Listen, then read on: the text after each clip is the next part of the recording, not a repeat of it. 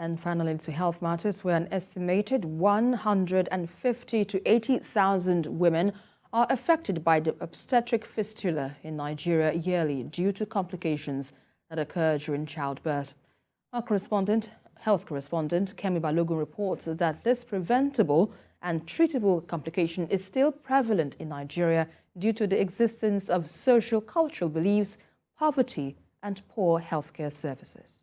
Nobody, no love again from anybody. 58-year-old Victoria has harrowing tales to tell about her 22-year ordeal with obstetric fistula while giving birth to her third child. Her suffering was made worse by family stigma, the lack of access to treatment, poverty, and the lack of awareness. According to my elder sister that was there, she said during the process, the baby died inside, and they wanted to, because the doctor says they should separate us. Now, a nurse now was pushing the baby. One was on top of me pushing the baby. The other one was using forceps. And already I have urine in my bladder. They forgot to put catheter, to pass the catheter to remove the urine. So in the process, they hold the bladder plus the baby's head. That was how they tear the bladder, and they brought out the baby, and that was all. That was where my suffering started. Like a few others who finally get fistula repair surgeries, Victoria and Gloria have gotten their lives back despite the odds. I can go out, I can do anything I want to do. No fear, no leakage, no smelling. I'm just fine.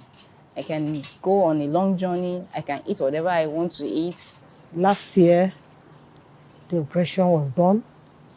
They took wonderful care of me, took the bill, they did everything. And I'm here again, back to life. Obstetric fistula is an injury that occurs during childbirth after a prolonged or obstructed labor without any access to timely medical intervention. This injury causes a hole or tear between the birth canal and the rectum or bladder of a woman. About 12 to 20,000 new cases of fistula are recorded in Nigeria yearly. This is alongside an additional prevalent backlog of 150,000 to 800,000 cases, further made worse by the lack of access to treatment due to poverty, cultural practices and beliefs, as well as the lack of proper information. This non-profit organization has been helping to support women with fistula repair surgeries since 2019. So far, more than 2,000 women have been supported with fistula repairs and a chance at a second life. After the repair, they stay in the hospital for like 3 weeks.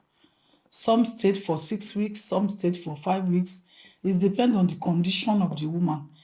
We counsel them, we talk to the family, we talk to the husband, because they've been neglected. They don't have homes again, they don't have husband, they don't have family. The mother, the parents have neglected them. So what we do after the operation, we rehabilitate. There are a few solutions that can prevent fistula. Timely access to a high-quality emergency obstetric and newborn care, effective tracking by health systems to correct the gaps in care, addressing gender discrimination and other factors making women and girls more vulnerable.